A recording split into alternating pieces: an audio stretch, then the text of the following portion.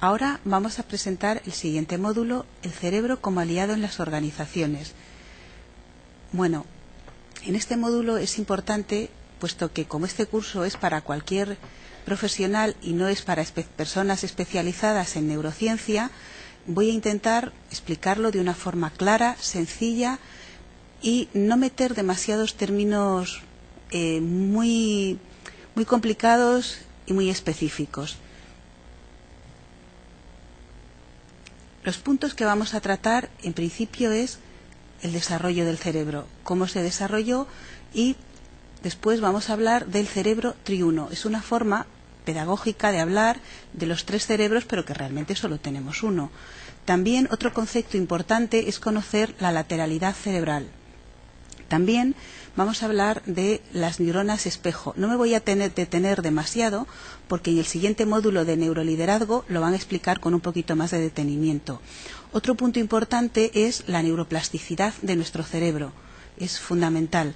También voy a hablar del procesamiento consciente versus el procesamiento inconsciente. Y finalmente, todo esto, ¿qué aplicaciones tiene en la empresa? Antes de pasar a los módulos específicos. El cerebro viene un poco desarrollándose con la evolución del ser humano. Según la teoría de Darwin, de nuestra evolución de aquel mono a nuestro cerebro de hoy ha cambiado el peso, ha cambiado la configuración.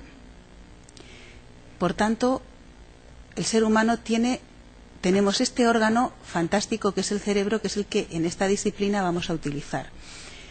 A forma de explicarlo, el cerebro está compuesto, es como una especie así de huevo, y está compuesto, digamos, de tres partes. En primer lugar está la parte más primitiva, que le llamamos el cerebro reptiliano. Se encuentra en lo más profundo. ¿Por qué el cerebro reptiliano? Porque lo compartimos desde los reptiles hasta nosotros. Le llamamos también el cerebro de los instintos, porque es el encargado de todos nuestros instintos, están ahí. Su ubicación se encuentra en el tallo cerebral y se encarga de autorregular el organismo. Por supuesto, sin esta parte del cerebro reptiliano no podríamos sobrevivir. Por tanto, cumple la función de supervivir. Es la que nos permite vivir. Es territorial y se encarga en presente solamente. Es decir, todo lo que va al cerebro instintivo no conoce el tiempo, es en el momento presente.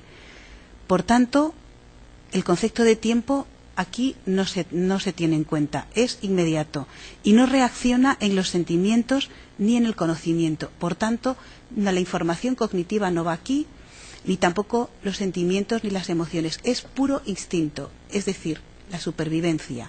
Por ejemplo, si en esta clase que estamos compartiendo ahora mismo escucháramos el rugido de un león, inmediatamente nos levantaríamos todos y nos iríamos corriendo.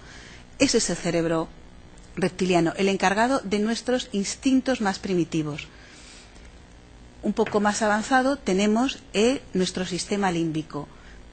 Para nuestra disciplina del neuromanagement es fundamental porque es el que gestiona y el que controla y el que dirige todo nuestro sistema emocional, todas nuestras emociones. Se encuentra un poquito, digamos que bordea al sistema instintivo. Es el encargado de que podamos sentir miedo, de que nos sintamos felices, de que nos encontremos a gusto. Todo aquello que está relacionado con las emociones. Va a ser el principal motor de la disciplina del neuromanagement, porque es el que gestiona las emociones. Finalmente, y cubriendo al sistema reptiliano, al cerebro reptiliano, cubriendo al cerebro límbico, tenemos la corteza cerebral, que le podemos llamar el cerebro pensante.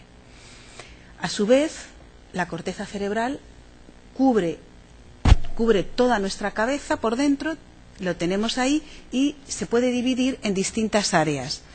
Por ejemplo, tenemos la neocorteza, tenemos la corteza visual, la corteza auditiva, tenemos los centros del lenguaje, etcétera. Digamos que es todo el encargado de nuestra racionalidad.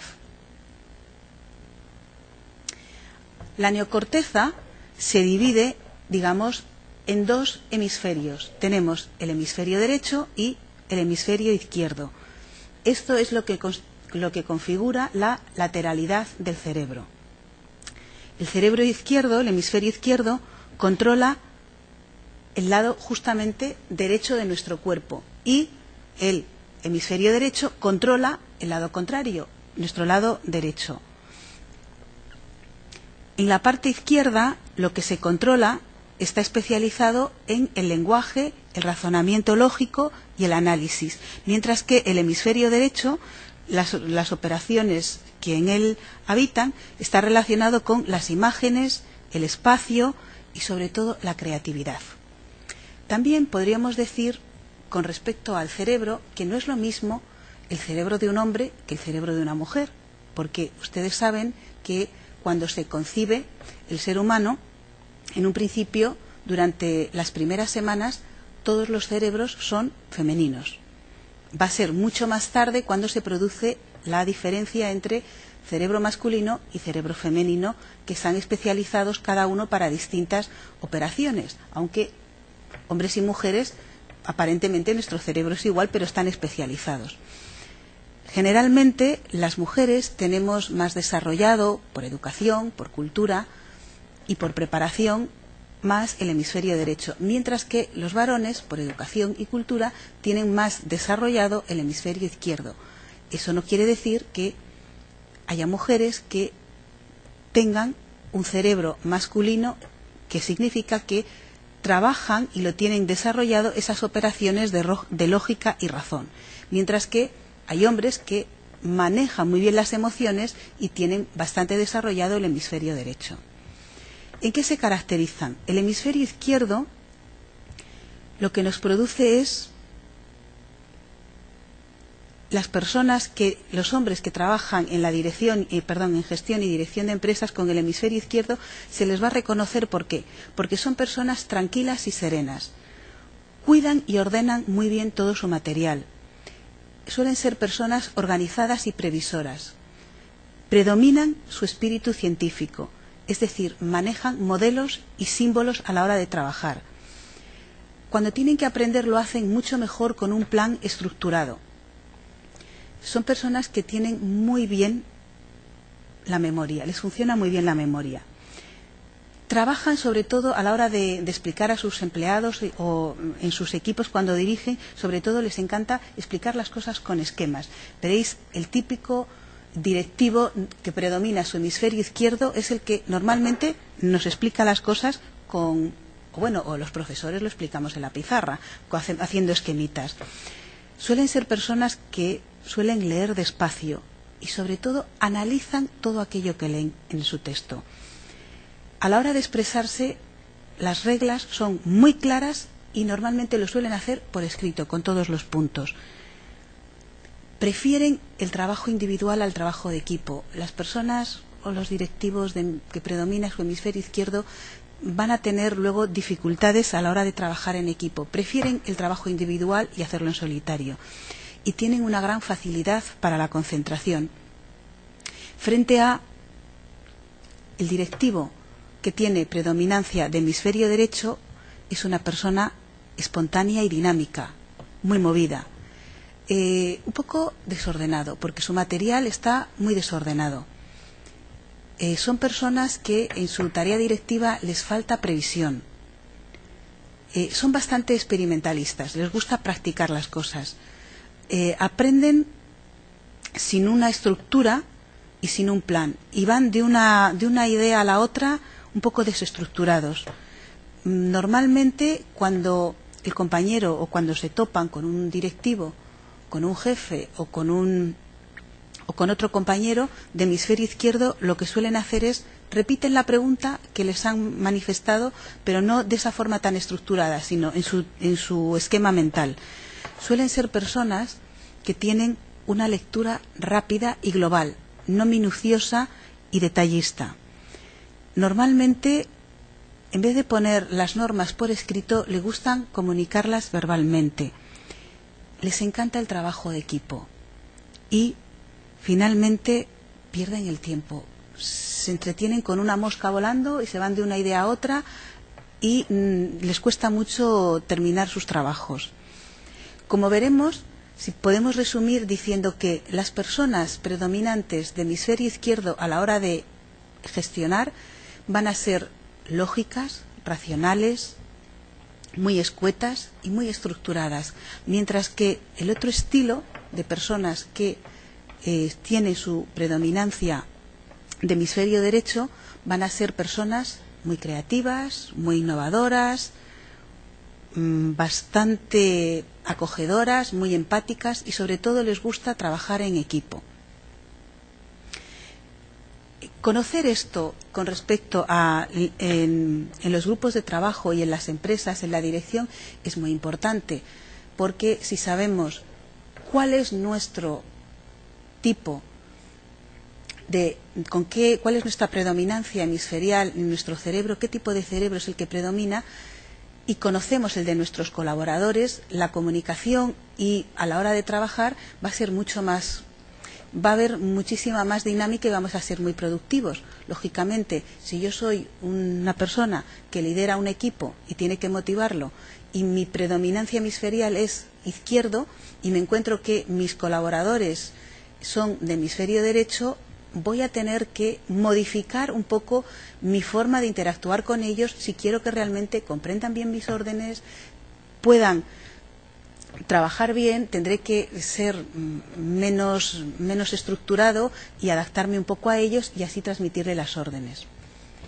Otro concepto que también tenemos que tener en cuenta, que se ha descubierto y que funciona, es la neuroplasticidad del cerebro. En un principio, en el siglo pasado, creíamos, en el siglo XX, que el cerebro nacíamos con una cantidad de neuronas y según madurábamos las neuronas se iban muriendo y que ya no teníamos más. Ahora se ha visto que no, que a cualquier edad, con ejercicio suficiente, las neuronas se vuelven a nacer, volvemos a tener más y sobre todo las redes neuronales funcionan de distinta manera. Hay muchísimo y entonces el cerebro en cualquier momento podemos aprender. La neuroplasticidad es eso, es el estar constantemente que se generen nuevas redes neuronales, nuevas redes de información y damos, por decirlo de alguna manera, se daría una vuelta a la información nueva y se gestiona de una manera distinta. Esto es muy importante se utiliza en Neuromanagement como herramienta, porque lo que se hace es entrenar a los directivos en esa neuroplasticidad, pero autodirigida, que sean las mismas personas las que con distintos ejercicios y entrenamiento sean capaces de gestionar ellos mismos los nuevos circuitos neuronales por donde va a ir la información. ¿En qué consiste la neuroplasticidad autodirigida? Es lograr una atención consciente para que las personas modifiquen su entramado neuronal y adquirir conciencia de la importancia para liberarse por sí mismos de sus propios mapas mentales, logrando así abrir la mente a otros nuevos puntos de vista y no nos encerramos.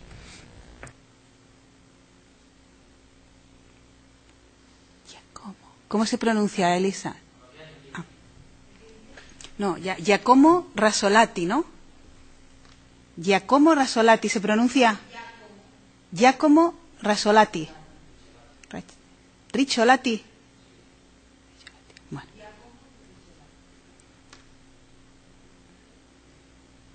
Cuando me digáis, ya. Otro concepto también importante para comprender el cerebro son las neuronas espejo. Estas neuronas las descubrió el científico italiano Giacomo Rizzolatti en 1996. ¿En qué consisten? Pues reflejan la acción del individuo al que se está observando.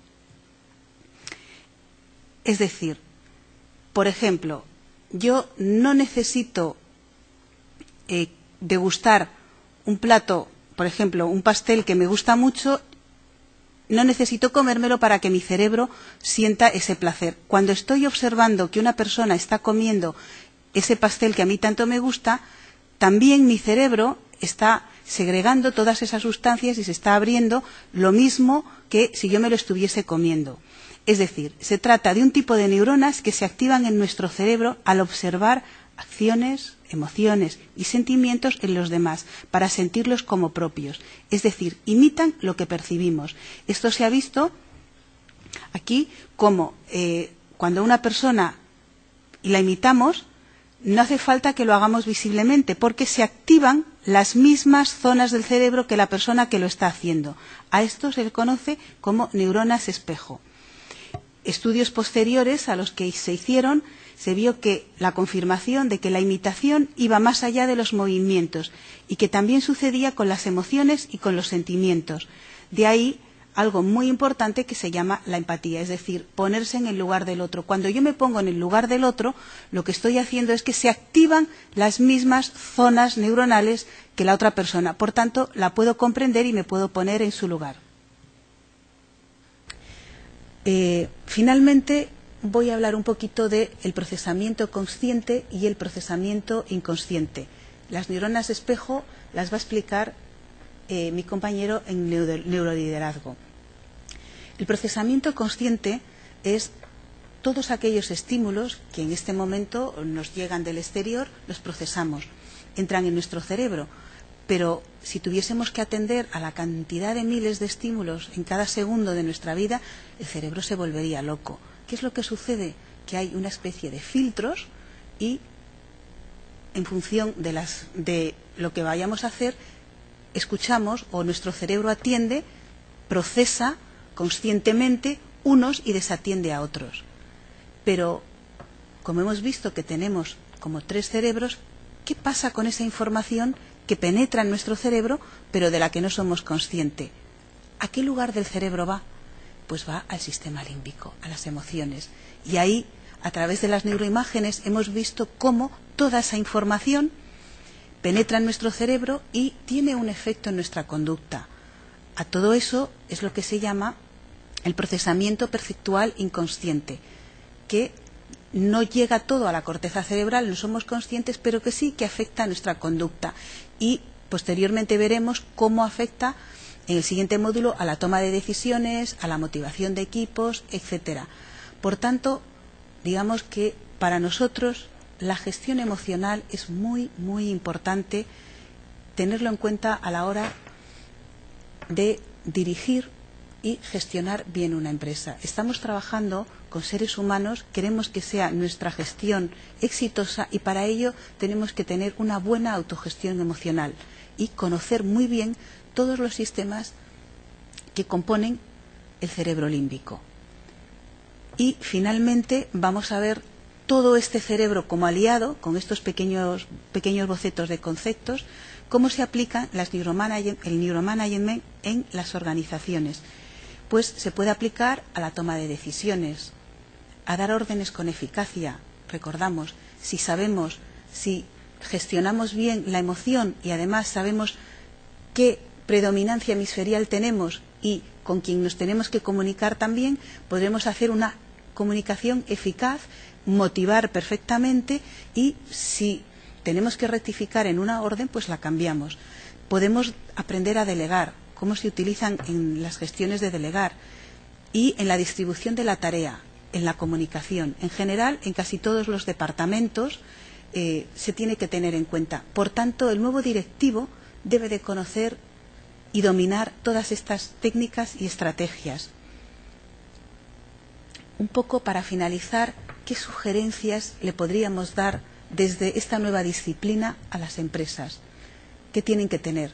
Pues tienen que tener en cuenta el cerebro de sus directivos, qué tipo de cerebro tienen, el miedo que se produce en la empresa. A la hora de diseñar los horarios, tener en cuenta todas las variables para que el empleado sea mucho más eficaz. Por tanto, proponer horarios razonables. Hay que poner cursos para entrenar nuestro cerebro. Bueno, en algunas empresas como en Google ya se utilizan los lugares para pensar, para que se pueda crear. Y otros cuantos también sugerencias para los directivos que actúan de mandos intermedios. Cómo interactuar, tener momentos para pensar, para aumentar la conciencia, necesidad de motivar y potenciar y recompensar a su equipo. Y bueno, un poco dando estas pinceladas, terminamos aquí este módulo. Muchas gracias.